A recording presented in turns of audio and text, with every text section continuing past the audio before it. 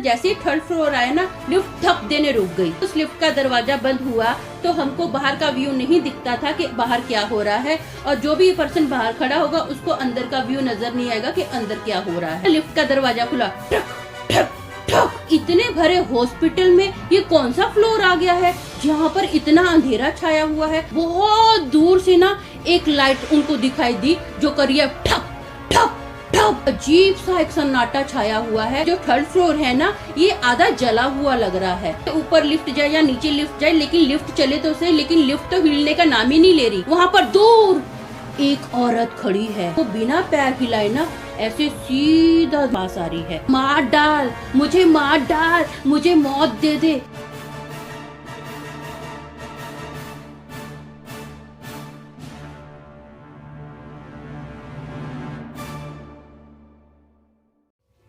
मैं आज आपको फिर से दोहराती हूँ कि मैं अपने जीवन की सत्य घटना डेली आपको सुनाती हूँ, और आपने अभी तक मुझे जितना सुना है, यकीन मानिए वो समुंदर में एक बूंद के बराबर है। तो आइए मेरे साथ इस गहरे कहानियों के समुंदर में गोता लगाने। इसमें से आज की कहानी का मोती इतना भयानक है कि आप चाहकर भी इस वीडियो को छोड़ नहीं पाओगे।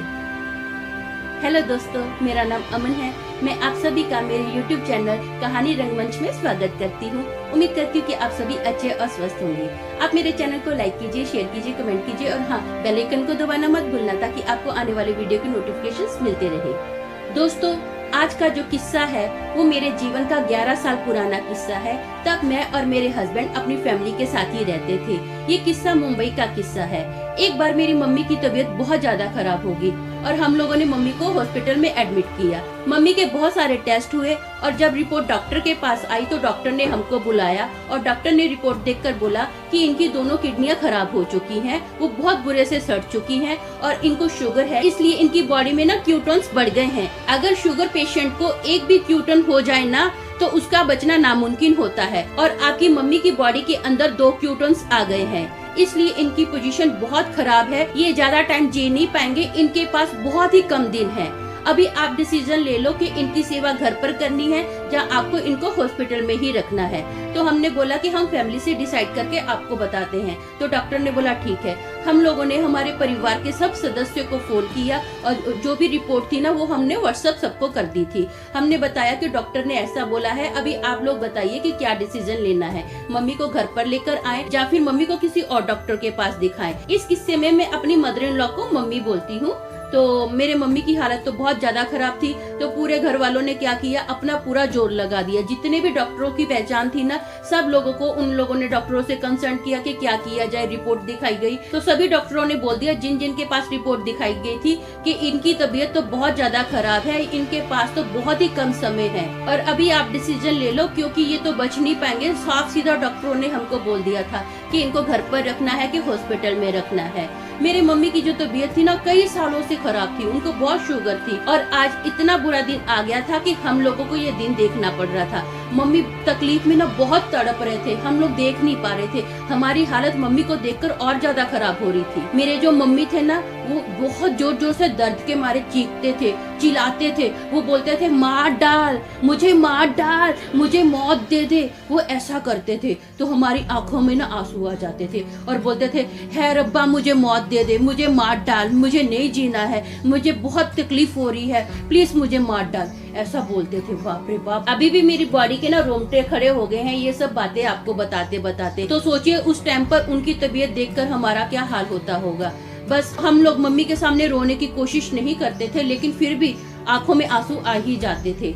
तो डॉक्टरों का ये डिसीजन हुआ, घर वालों ने भी बहुत ट्राई किया कि हम लोग क्या करें। तो फाइनली हमारे परिवार के एक सदस्य का फोन आया और उन्होंने बताया, मुंबई की एक जगह का नाम लिया कि यहाँ पर गवर्नमेंट हॉस्पिटल है, आप ऐसा करो मम्मी को एम्बुलेंस में उस हॉस्पिटल में लेकर जाओ। तो हम लोगों ने बोला ठीक है, क्योंकि हम लोग भी चाहते थे कि हमारी मम्मी जो है किसी ना किसी तरीके से बच जाए। उनकी ये तड़प हमसे देखी नहीं जा रही थी। तो हम लोग मम्मी को एम्बुलेंस में उस हॉस्पिटल में लेकर गए। जैसे हम लोग एम्बुलेंस से निकले ना, तो हम लोगों ने देखा कि वो हॉस्पिटल ना बहुत बड़ा है, बहुत बड़ी बड़ी वहाँ पर 4 बिल्डिंगे हैं। तो मम्मी को अभी क्या था, एम्बुलेंस से निकाला गया और मम्मी को लिफ्ट में डालना था। तो एम्बुलेंस वालों ने मम्मी को स्ट्रेचर से निकाला और लिफ्ट के पास लेकर गए। जैसे लिफ्ट के पास लेकर गए ना, उस लिफ्ट का दरवाजा ऐसा था, दोनों साइड से वो ऐसे बंद होता था, बहुत बड़ा मोटा लोखंड का दरवाजा था। और जब हम लोग लिफ्ट के अंदर गए ना, तो मम्मी को स्ट्रेचर के साथ लिफ्ट के अंदर डाला गया और हम लोग भी मम्मी के साथ ही अंदर गए। लिफ्ट इतनी बड़ी थी कि उस लिफ्ट में 6 लोग आ सकते थे। और जैसे ही उस लिफ्ट का दरवाजा बंद हुआ तो हमको बाहर का व्यू नहीं दिखता था कि बाहर क्या हो रहा है, और जो भी पर्सन बाहर खड़ा होगा उसको अंदर का व्यू नजर नहीं आएगा कि अंदर क्या हो रहा है। बहुत बड़ी लिफ्ट थी। मम्मी को 5th फ्लोर पर उतारा गया और मम्मी को एक बेड पर लिटाया गया। मम्मी के बहुत सारे टेस्ट हुए और टेस्ट होने के बाद थोड़ा टाइम रिपोर्ट आने में आपको पता है कि लगता है। जैसे ही मम्मी की रिपोर्ट आई तो डॉक्टरों ने बोला कि इनकी हालत तो बहुत खराब है, ये तो ऑक्सीजन पर जाएंगे। अब ऐसा कीजिए, आप इनको घर पर लेकर जाना है, घर पर लेके जाइए, यहाँ पर रखना है, यहाँ पर रख लीजिए, आपका डिसीजन है। इनके पास तो कुछ दिन क्या, बहुत ही थोड़ा समय है। तो हम लोग ये सुनकर बहुत निराश हो गए कि हमारे पास एक उम्मीद जो बची थी इस हॉस्पिटल में कि शायद मम्मी ठीक हो पाएंगे, लेकिन वो उम्मीद भी हमारी खत्म हो गई थी हमेशा के लिए। तो मम्मी का डिस्चार्ज लेने के लिए कुछ फॉर्मेलिटीज करनी थी। तो मेरे हस्बैंड को ना उस बिल्डिंग से नीचे जाना था। तो मेरे हस्बैंड को पता चला कि जो भी पेपर्स की फॉर्मेलिटीज करनी है ना, वो 2 बिल्डिंग छोड़कर जाना पड़ेगा उनको, और वहाँ पर उनको पेपर वगैरह सब मिलेंगे। तो मेरे हस्बैंड उस बिल्डिंग में गए। उस वक्त रात के तकरीबन 8 या 8:30 बजे का टाइम होगा। तो मेरे हस्बैंड ने पेपर की सब फॉर्मेलिटीज कर ली और वो वापस बिल्डिंग में आ रहे हैं। जैसे वो बिल्डिंग में आए, उन्होंने क्या किया, लिफ्ट के अंदर आए और उन्होंने 5th फ्लोर का बटन दबाया। अब वो इतनी बड़ी लिफ्ट में ना अकेले थे। इतनी बड़ी लिफ्ट जिसमें स्ट्रेचर भी आ सकता है, 5-6 लोग और भी आ सकते हैं, उसमें सिर्फ मेरे हस्बैंड थे। मेरे हस्बैंड ने 5th फ्लोर का बटन दबाया कि चलो अब मैं मम्मी के पास जाता हूँ। ऐसे अभी धीरे धीरे लिफ्ट ऊपर जा रही है और ऊपर जाते जाते ना, जैसे 3rd फ्लोर आया ना, लिफ्ट धप देने रुक गई। और लिफ्ट धप देने जैसे रुकी है ना, तो मेरे हस्बैंड को लगा कि शायद किसी ने बटन दबाया होगा, उसको भी लिफ्ट में जाना रहेगा। तो इतने में ना लिफ्ट का दरवाजा खुला, ठक ठक ठक ऐसे करके लिफ्ट का धीरे धीरे दरवाजा खुला।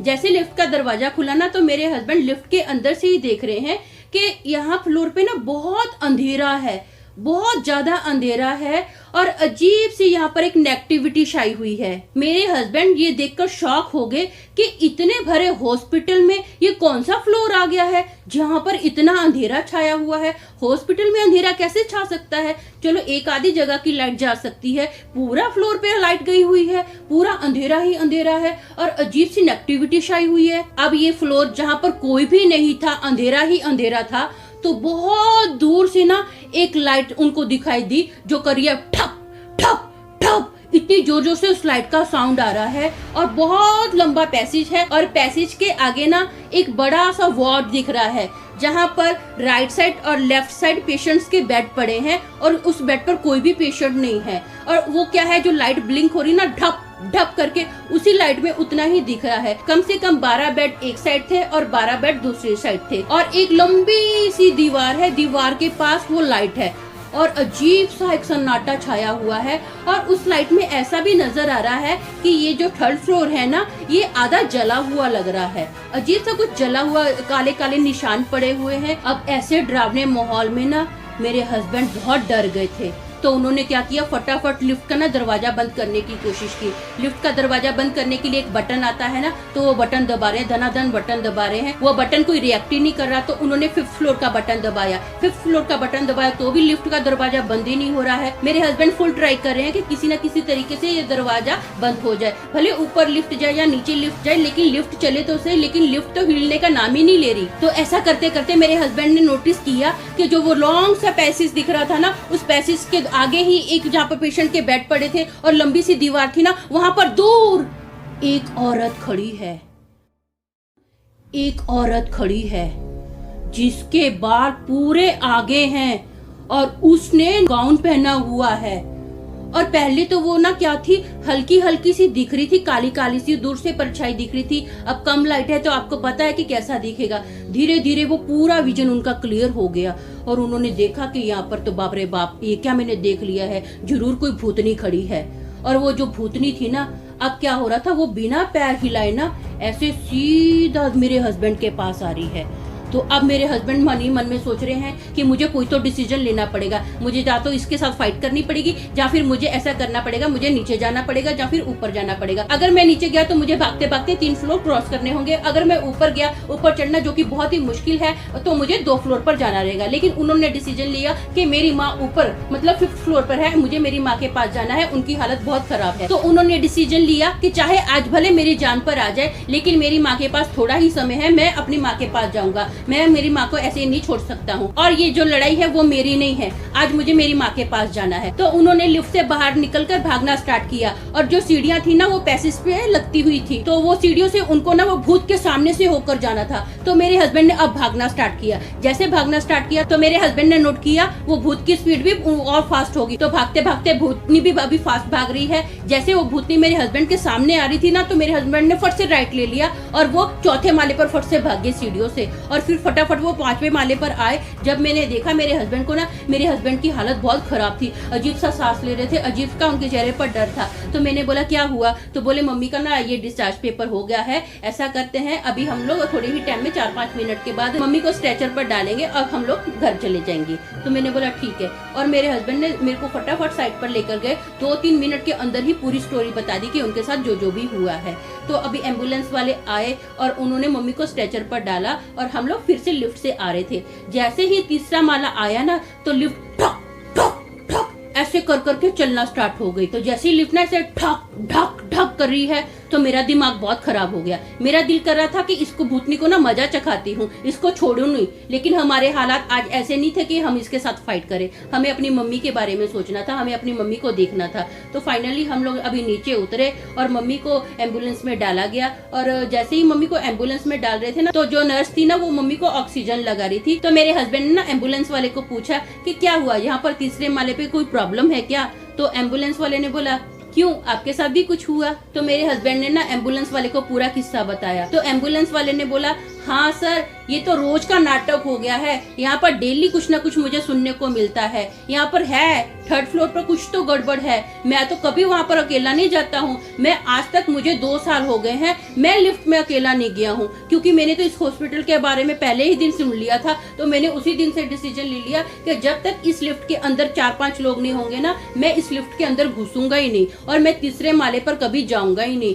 1-2 बार मैं गया हूँ तो कम से कम मेरे साथ 6-7 लोग थे, तब मैं गया, और 2 मिनट के अंदर ही हम लोग फट से भाग कर आ गए थे। बहुत डरावना माहौल है, हम लोग उस पर नहीं जाते हैं। तो मेरे हस्बैंड ने पूछा वहाँ पर हुआ क्या है? तो बोलते पता नहीं, मैंने भी बहुत जानने की कोशिश की, शायद डॉक्टर लोग इसलिए नहीं बताते कि अगर किसी को बता दिया ना तो हॉस्पिटल का नाम खराब हो जाएगा, कोई आएगा ही नहीं यहाँ पर, तो इसीलिए हमको भी नहीं बताते ये लोग हुआ क्या है यहाँ पर। तो मेरे हस्बैंड ने बोला अगर डेली यहाँ पर कुछ ना कुछ हो रहा है तो लोगों को तो पता चलेगा ही ना। तो बोलता क्या मालूम साहब, मैं क्या कर सकता हूँ।